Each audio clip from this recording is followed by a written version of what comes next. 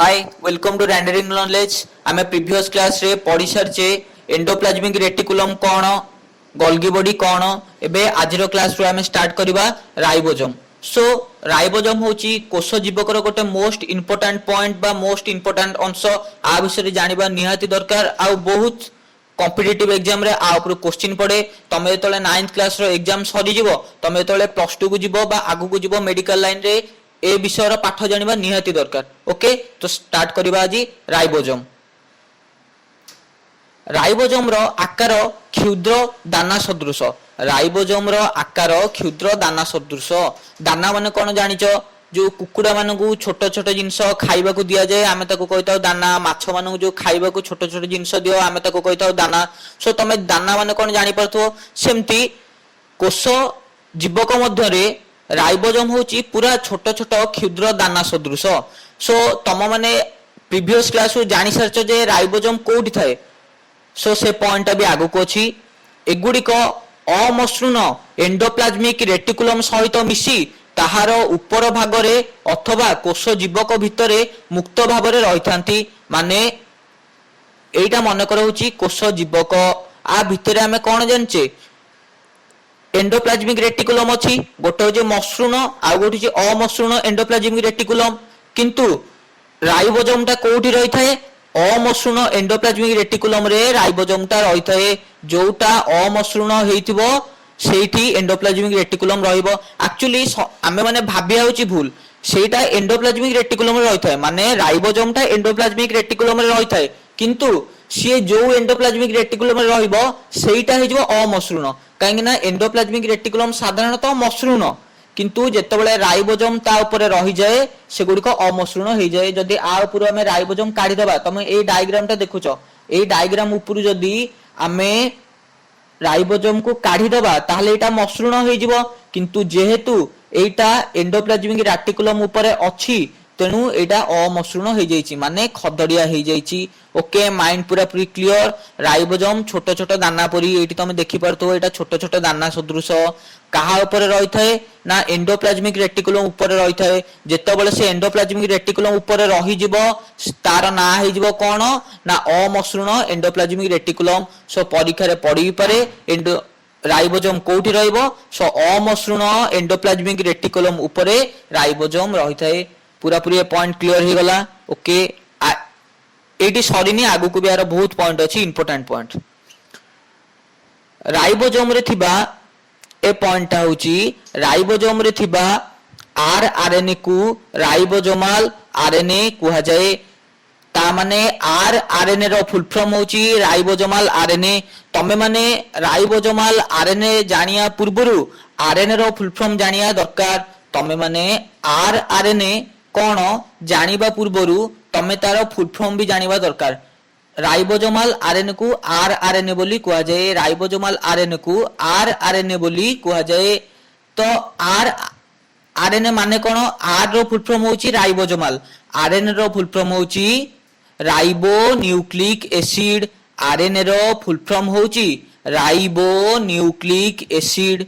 Okay एटा गोटे प्रकार कोन अम्ल एटा होची गोटे प्रकार अम्ल जोटा की न्यष्टिरु बाहरी थाए जोटा की न्यष्टिरु बाहरी थाए। सो ए पॉइंट केते इंपोर्टेंट तो तुम निश्चित जानि परथो। राइबोसोम रे थिबा आरएनए को राइबोसोम रे थिबा आरएनए को राइबोसोमल आरएनए बोली कुआ जाए। ताले एठी आर रो फुल फॉर्म होची राइबोसोमल जेहेतु एटा राइबोसोम रे अछि ए आरएनए टा राइबोसोम रे अछि तार ना होची आरएनए। ओके ए पॉइंट क्लियर। देन आगु को जिबा न्यष्टि रे थिबा डीएनए रो निर्देश रे तयारी वार्तावह आरएनए एमआरएनए कोष जीवक रे पहुंचीबा परे राइबोसोम सहित संश्लिष्ट होई पुष्टिसार संश्लेषण करंती।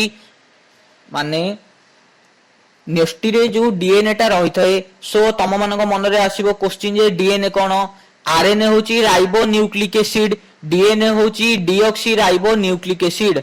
ताहले आरएनए होची कोन ना आरएनए टा होची फास्ट आरएनए कोन आगो जानो आरएनए होची तीन प्रकार। आरएनए होची तीन प्रकार आरआरएनए एमआरएनए टीआरएनए। आरआरएनए होची राइबोसोमल आरएनए एमआरएनए होची मेसेंजर आरएनए टीआरएनए होची ट्रांसफर आरएनए, आरआरएनए होची राइबोसोमल आरएनए, एमआरएनए होची मेसेंजर आरएनए, राइबोसोमल आरएनए माने राइबोसोम रे थिबो सेटा को हमें कहबा राइबोसोमल आरएनए, एमआरएनए माने होची मेसेज जे पास करिवो ताको कहबा मेसेंजर आरएनए।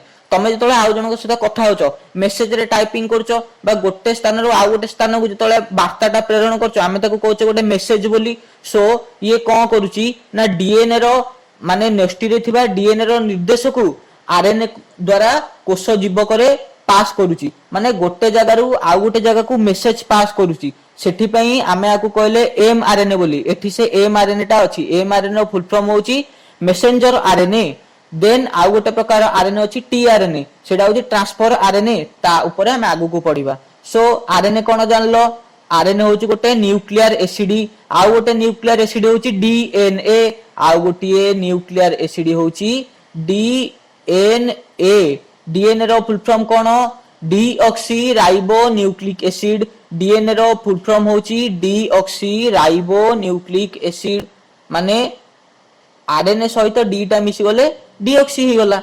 आ पूरा पूरी ये पॉइंट टा बुझी पालो तो आरएनए होची कोन राइबो न्यूक्लिक एसिड, डीएनए होची डीऑक्सी, खाली राइबो न्यूक्लिक एसिड पूर्वरु डीऑक्सी लागि गले सेटा हे जबो डीएनए। ओके माइंड पूरा पूरी क्लियर हैला। सो डीएनए रो निर्देश को कोन करूची ना एमआरएनए न्यष्टि रे थिबा डीएनए रो निर्देश को एमआरएनए क्यारी करूची बा वार्ता बहन करूची कोष जीवक रे पहुंचीबा परे राइबोसोम सहित संश्लिष्ट होई पुष्टिसार संश्लेषण करूची। एटा संश्लिष्ट हुए लेखा आइची माने होची संश्लेषण करे माने पुष्टिसारटा तयारी करे। कोठी तयारी हुए पूर्वरु जानि दैछो पुष्टिसार तयारी हुए कोठी राइबोसोम तयारी करे। कोठी तयारी करे एंडोप्लाज्मिक रेटिकुलम रे तयारी करे। जोठी राइबोसोम टा रहइबो सेठी कोन पुष्टिसार तयारी हबो। सो माइंड पूरा पूरी क्लियर। ताहले पुष्टिसार तयारी करिया पई निर्देश किए दउची, निर्देश जो होची डीएनए माने डीऑक्सी राइबो न्यूक्लिक एसिड निर्देश दउची। निर्देशटा को पास किए करूची माने वार्ता बहन किए करूची एमआरएनए करूची माने मेसेंजर आरएनए ताको करूची वार्ता बहनटा मेसेंजर आरएनए करूची। कोष जीवक रे पहुंचीबा परे राइबोसोम सहित संश्लिष्ट होई पुष्टिसार संश्लेषण करूची बा संश्लिष्ट हुए। Clear A point. एही पुष्टिसार संश्लेषण एक जटिल प्रक्रिया। सरल आ जटिल विषय रे फरक जानिଛ तो। सरल माने कोन इजी मेथड, जटिल माने कोन कॉम्प्लेक्स मेथड।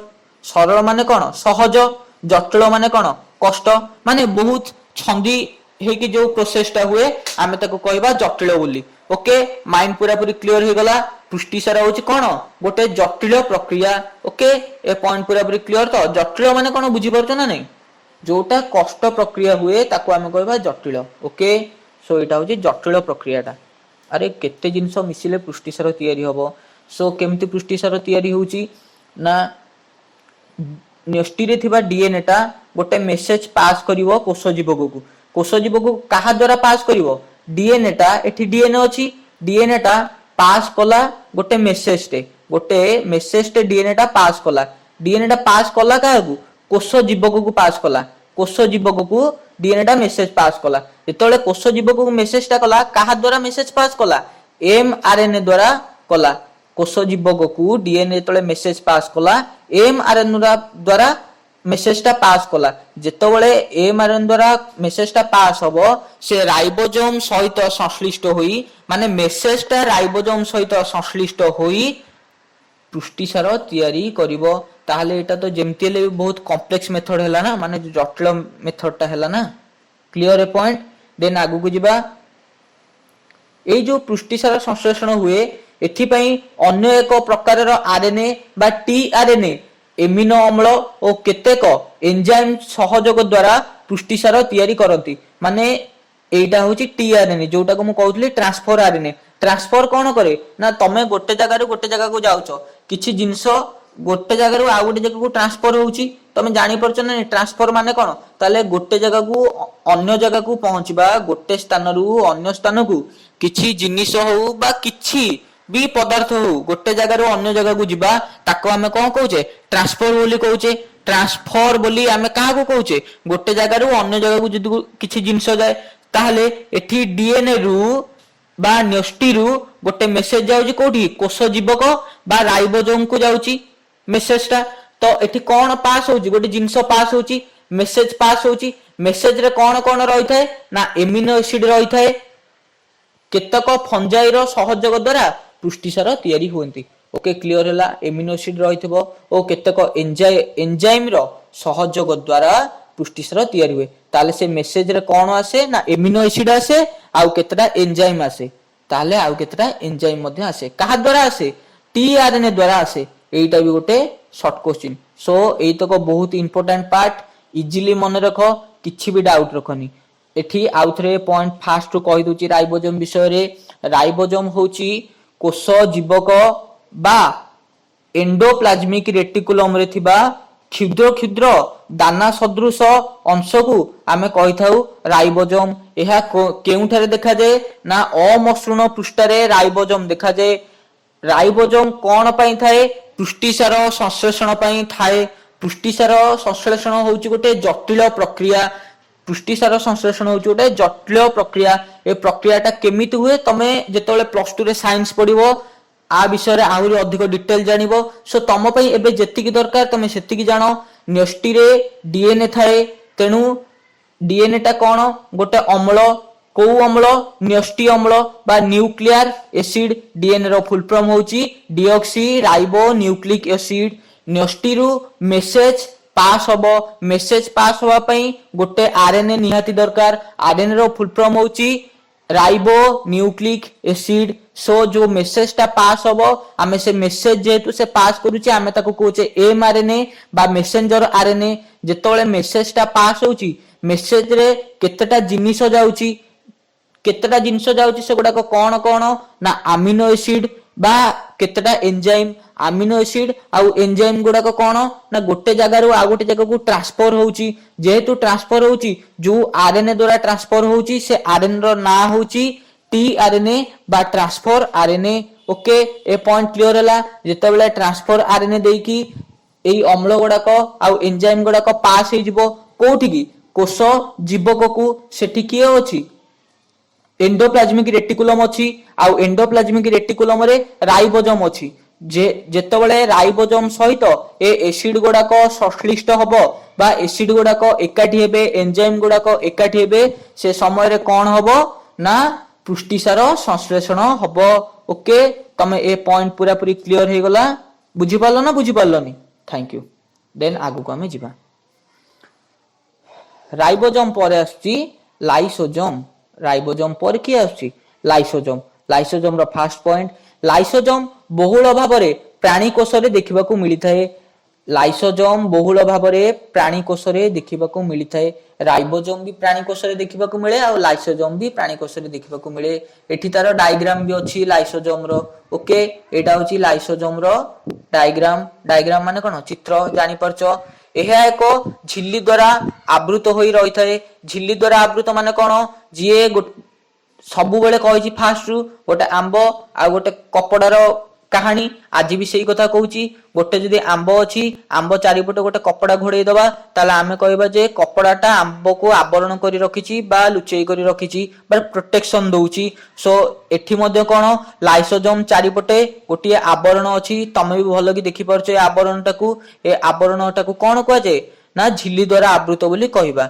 लाइसोसोमटा ता झिल्ली द्वारा चारिपटु आवृत बोली कहबा एथिरे अनेक पाचक एंजाइम रही थाए ताले आर थर्ड पॉइंट कोन ना एथिरे अनेक पाचक एंजाइम रही थाए पाचक एंजाइम माने कोन ना तुमको जोटा खाद्य जदि तुम गोटे किछि अबागिया खाद्य खाई देइछो माने एका संगे अंडा माछ चिकन मटन करके मेंचे की खाई देइछो तमरो सेटा पाचन क्रिया रे पूरा पूरी माने विघटित होउनी बा पूरा पूरी माने कोन मेल्ट ही जाउनी सेतबेले कोन ना पाचक एंजाइम सहाय्य करे तम पेट रे गोटे HCl नामक पाचक एंजाइम अछि HCl ओके सेटा कोन करे ना तमरो पूरा पाचन क्रिया रे सहाय्य करे hydrochloric acid HCl full form होची हाइड्रोक्लोरिक एसिड से कोन करे ना तम शरीर रे जो खाद्यटा पाचन हेइ नथिबो से सेटा को पाचन करिया रे सहाय्य करे ना माने सेटा कोन ना खाद्यटा को पूरा सरलीकृत करि दे जहा फल रे तम ब्लड सहित से खाद्य बा पोषक तत्व मिसी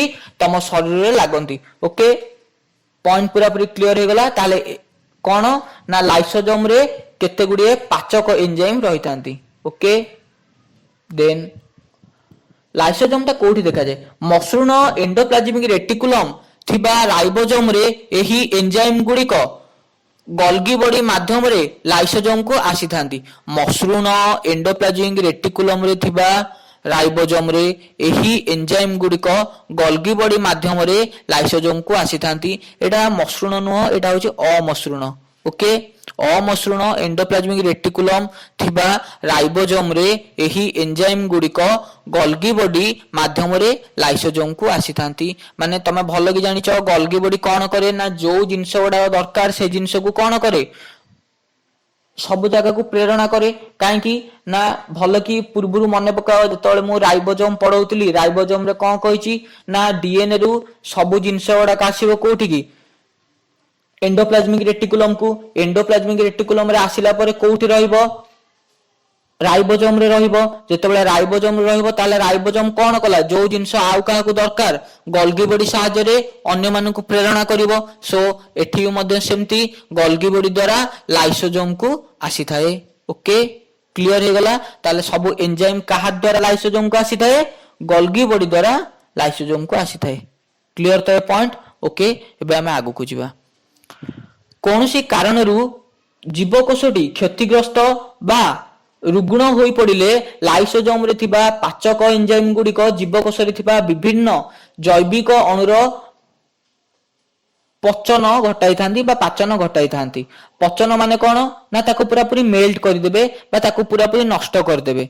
माने कोन जदि तमे एपट सेपट किछि खाई देइचो जोटा कि तमरो कोष जीवक रे पाचन एंजाइम गुड़िक अछि किंतु सेगुड़ाक ताको मेल्ट करि पारुनी से समय कौन हम ना विभिन्न जैविक अणुर अपघटन किए करे ना एंजाइम करदब। माने जो एंजाइम गुड़ाक लाइसोजोम रे अछंती से माने कौन करिवे ना तम पेट रे हो बा तम शरीर रे जोठी भी हो विभिन्न अणु बा जैविक अणु थांती से एंजाइम गुड़ाक ताको नष्ट कर दिए बा पचन कर दिए। ए केस रे पचन को कहबा हमें नष्ट कर दिए बोली। क्लियर पॉइंट ही गला।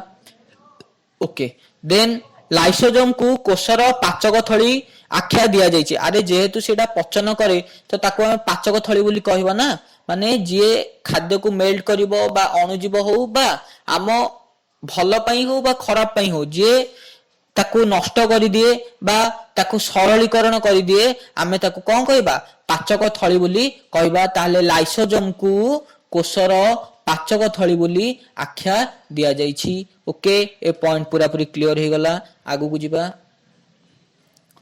अनेक समय रे क्षत कोष और मृत कोष बा सेमानकर अंगिका गुड़िक पचन क्रिया साहाय्य रे छोट छोट अंश रे परिणत करिबारे लाइसोजोम संश्लिष्ट हेबा कथा जणा जाइछि। सो एटा माने कोन गोटे एग्जांपल देला जे माने केमिति आमे जानिले जे लाइसोजोम ता साहाय्य करूची पचन क्रिया करिबारे माने खाद्य को सरलीकृत करिबा हो किंबा जो जिनस गुड़ाक आम शरीर क्षति करुची तार उदाहरण हो बा केतेटा मृत कोष हो जोटा आम शरीर मध्य बा कोष भितर रही जाइचंती ताकू नष्ट करिबारे केमिति लाइसोजोम साहाय्य करुची एटा होची गोटे तार उदाहरण बा एटा प्रमाण करी देखैचंती। ओके क्लियर ए पॉइंट हे गला। ए पॉइंट रे किछि नै जहा पूर्वरु बुझिचो तार उदाहरण होची ए पॉइंटटा। ओके देन लास्ट पॉइंट एथिपाई लाइसोजोम को आत्मघाती थली नाम रे मध्य अभिहित करा जाई थाए। एथिपाई लाइसोजोम को आत्मघाती थली बोली अभिभूत करा जाई थाए बा आत्मघाती थली बोली अन्य नाम रे कुआ जाय। त लाइसोजोम रो केतेटा ना हिची लाइसोजोम होची पाचन थली आउ कोन पुनी आत्मघाती थली। तो तम मानक मन रे क्वेश्चन आसीबो आत्मघाती थली माने कोन।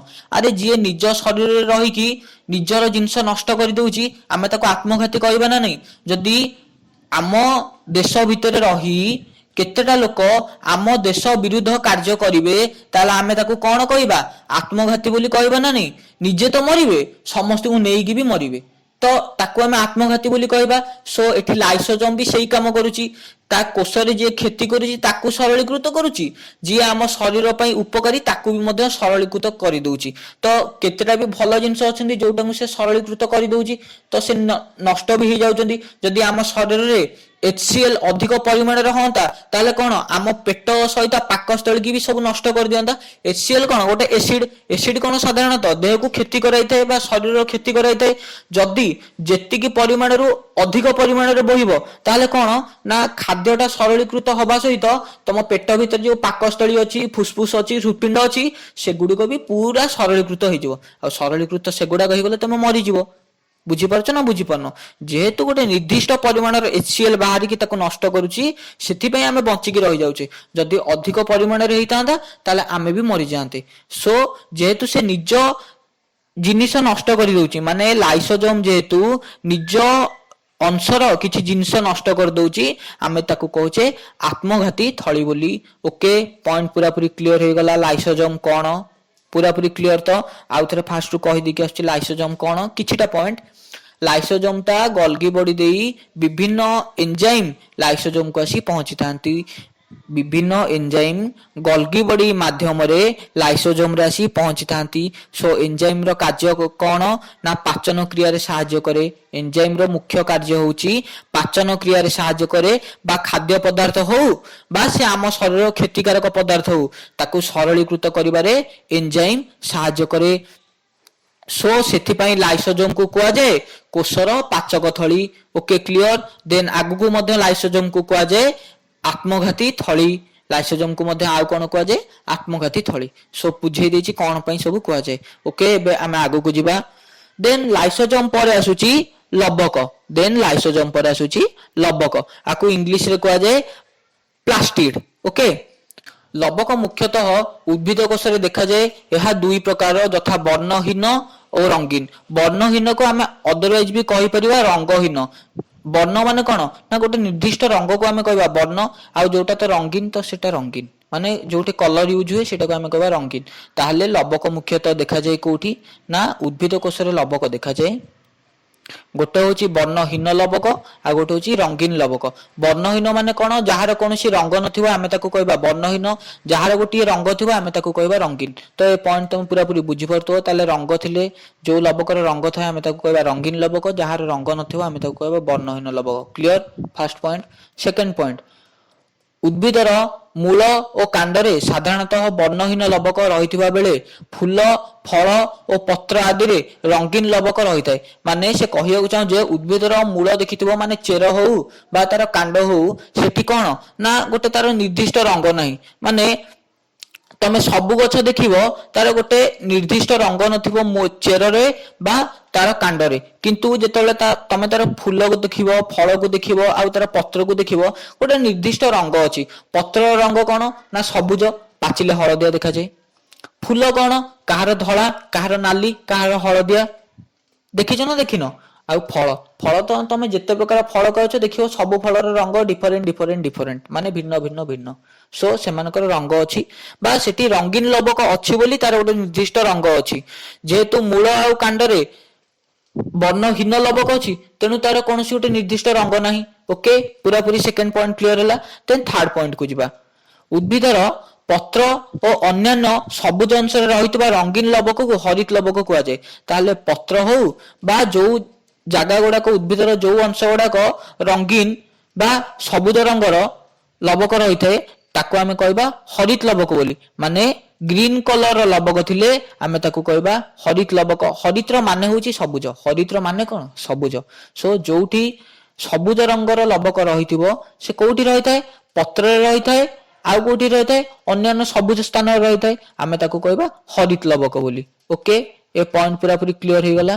ଆଗକୁ ଯିବା। ଓକେ, ହରିତ ଲବକରେ ରହିଥିବା ସବୁଜ କଣିକା ପତ୍ରକୁ ସବୁଜ ରଙ୍ଗ ଦେବା ସହିତ ଆଲୋକ ଶୋଷଣ ପ୍ରକ୍ରିୟାରେ ମୁଖ୍ୟ ଅଂଶ ଗ୍ରହଣ କରେ। ମାନେ হরিত লବକଟା କଣ କରେ ନା ପତ୍ରକୁ ତ ସବୁଜ କରେ ମାନେ ଗୋଟେ ନିର୍ଦ୍ଦିଷ୍ଟ ରଙ୍ଗ ପ୍ରଦାନ କରେ। ଯେତେବେଳେ ଗୋଟେ ଗଛରେ ହରିତ ଲବକ ରହିବ ମାନେ ସବୁ ଗଛରେ ତ ପ୍ରାୟ ହରିତ ଲବକ ରହୁଛି, ଯେହେତୁ ରହୁଛି ସେଥିପାଇଁ ପତ୍ରର ରଙ୍ଗଟା ସବୁଜ ହଉଛି। ତା ସହିତ ହରିତ ଲବକର ମୁଖ୍ୟ କାମ କଣ ନା ଆଲୋକ ଶୋଷଣ ପ୍ରକ୍ରିୟା। ମୁଁ କହିଛି ଆଲୋକ ଶୋଷଣ ପ୍ରକ୍ରିୟା କଣ, ଉଦ୍ଭିଦ ଯେଉଁ ପ୍ରକ୍ରିୟାରେ ନିଜର ଖାଦ୍ୟ ପ୍ରସ୍ତୁତ କରେ ଆମେ ତାକୁ କହିବା ଆଲୋକ ଶୋଷଣ ପ୍ରକ୍ରିୟା ବା ଆଲୋକ ଶୋଷଣ ପ୍ରକ୍ରିୟା ମାଧ୍ୟମରେ ଉଦ୍ଭିଦ ନିଜ ଖାଦ୍ୟ ନିଜେ ପ୍ରସ୍ତୁତ କରିଥାଏ। ସୋ ଆଲୋକ ଶୋଷଣ ପ୍ରକ୍ରିୟାଟା କାହା ପାଇଁ ହୁଏ ନା ହରିତ ଲବକ ପାଇଁ ହୁଏ ବା ହରିତ ଲବକର ମୁଖ୍ୟ ଅଂଶ ବା ମୁଖ୍ୟ ଅଂଶ ରୂପେ କାମ କରୁଛି ଆଲୋକ ଶୋଷଣ ପ୍ରକ୍ରିୟାରେ। ଓକେ, ଆଗକୁ ଯିବା। ହରିତ ଲବକକୁ ଉଦ୍ଭିଦର ରନ୍ଧାଶାଳ ବୋଲି କୁହାଯାଏ। ଆମ ଘରେ ଯୋଉଠି ଆମେ ରୋଷେଇ କରୁଛେ ଆମେ ସେଇଟାକୁ ଆମ କଣ ରନ୍ଧାଶାଳ ବୋଲି କହୁଛେ ବା ରୋଷେଇ ଘର ବୋଲି କହୁଛେ। ସେମିତି ହରିତ ଲବକ ସାହାଯ୍ୟରେ ଯେହେତୁ ଉଦ୍ଭିଦର ଖାଦ୍ୟ ପ୍ରସ୍ତୁତ ହଉଛି ହରିତ ଲବକକୁ ଉଦ୍ଭିଦର ରନ୍ଧାଶାଳ ବୋଲି କୁହାଯାଉଛି। ତାହେଲେ କାହାକୁ ଉଦ୍ଭିଦର ରନ୍ଧାଶାଳ ବୋଲି କୁହାଯାଉଛି? ହରିତ ଲବକକୁ ଉଦ୍ଭିଦର ରନ୍ଧାଶାଳ ବୋଲି କୁହାଯାଉଛି। ଓକେ, ବା ରୋଷେଇ ଘର ବୋଲି କୁହାଯାଉଛି। ଦେନ୍ ତା ପର ପଏଣ୍ଟ, ମାଇଟୋକଣ୍ଡ୍ରିଆ ପରି ହରିତ ଲବକକୁ ମଧ୍ୟ ଏକ ଅର୍ଦ୍ଧ ସ୍ୱୟଂଚାଳିତ ଅଙ୍ଗିକା କୁହାଯାଏ। ଯେମିତି ମାଇଟୋକଣ୍ଡ୍ରିଆକୁ କୁହାଯାଉଥିଲା ଅର୍ଦ୍ଧ ସ୍ୱୟଂଚାଳିତ ଅଙ୍ଗିକା, ସେମିତି ହରିତ ଲବକକୁ ମଧ୍ୟ କୁହାଯାଉଛି ଅର୍ଦ୍ଧ ସ୍ୱୟଂଚାଳିତ ଅଙ୍ଗିକା। ଅର୍ଦ୍ଧ ସ୍ୱୟଂଚାଳିତ ମାନେ କଣ ନା ଯିଏ ନିଜର କାମ ପୁରାପୁରି ନ କରିପାରି ଅଧା କରିବ ମାନେ ହାଫ କରିବ। ତମକୁ ଗୋଟେ କାମ କରିବାକୁ ଦିଆହେଇଥିଲା, ତମେ ତାର ଯଦି ଅଧା କାମ କରିବ ତାହେଲେ ସେଇଟା କଣ କୁହାହବ? ଆରେ ତମକୁ ଗୋଟେ ପୁରା କାମ ଦିଆହେଇଥିଲା, ତମେ ଯଦି ତାର ଅଧା କାମ କରିବ ତାହେଲେ କଣ ତମେ ସମ୍ପୂର୍ଣ୍ଣ କାମ କରିପାରିଲ କି? ଅଧା କାମ କଲ ନା। ସେମିତି ଯେହେତୁ ଏ ଅଧା ମାନେ ଗୋଟେ ଅଙ୍ଗ ଆର ଅଧା କାମ କରୁଛି, ସୋ ଏମାନଙ୍କୁ ସେଥିପାଇଁ କୁହାଯାଉଛି ଅର୍ଦ୍ଧ ସ୍ୱୟଂଚାଳିତ ଅଙ୍ଗିକା। ଯିଏ ନିଜେ ଇଚ୍ଛାରେ ଚାଳନା କରେ ତାକୁ କହିବା ସ୍ୱୟଂଚାଳିତ, ଯିଏ ନିଜ ଇଚ୍ଛାରେ କାର୍ଯ୍ୟ କରେ ଆମେ ତାକୁ କହିବା ସ୍ୱୟଂଚାଳିତ। ସୋ ଏଇଟା କଣ ପାଇଁ କୁହାଯାଉଛି? କାରଣ ଲବକ ନିଜର ଡିଏନଏ, ରାଇବୋଜୋମ ଓ କେତେକ ଏନଜାଇମ ସାହାଯ୍ୟରେ ନିଜେ ପୁଷ୍ଟିସାର ତିଆରି କରିପାରେ। ତାର ରିଜିନ ହଉଛି ମାନେ କଣ ପାଇଁ ୟାକୁ ଅର୍ଦ୍ଧ ସ୍ୱୟଂଚାଳିତ ଅଙ୍ଗିକା କୁହାଯାଉଛି ନା ନିଜର ଡିଏନଏ, ରାଇବୋଜୋମ ଓ କେତେକ ଏନଜାଇମ ସାହାଯ୍ୟରେ ନିଜେ ପୁଷ୍ଟିସାର ତିଆରି କରିପାରୁଛି। ମାନେ ହରିତ ଲବକ ଯେହେତୁ ନିଜ ପୁଷ୍ଟିସାର ନିଜେ ତିଆରି କରିଦଉଛି ବା ଖାଦ୍ୟଟା କିଏ ତିଆରି କରୁଛି ଉଦ୍ଭିଦରେ? ହରିତ ଲବକ ତିଆରି କରୁଛି। ଯେହେତୁ ନିଜେ ତିଆରି କରୁଛି ସେଥିପାଇଁ ୟାକୁ ଆମେ କହିଲେ ଅର୍ଦ୍ଧ ସ୍ୱୟଂଚାଳିତ ଅଙ୍ଗିକା। କିନ୍ତୁ ଆଉ କୌଣସି କାର୍ଯ୍ୟ କରିପାରୁନି। ବୁଝିପାରୁଛ ନା ମୋ କଥା ବୁଝିପାରୁନ? କ୍ଲିୟର ହେଇଗଲା ଏତକ? ଓକେ, ଆଜିର କ୍ଲାସ ଏଇଠି ଶେଷ କରିବା। ଥ୍ୟାଙ୍କ ୟୁ, ଜୟ ଜଗନ୍ନାଥ।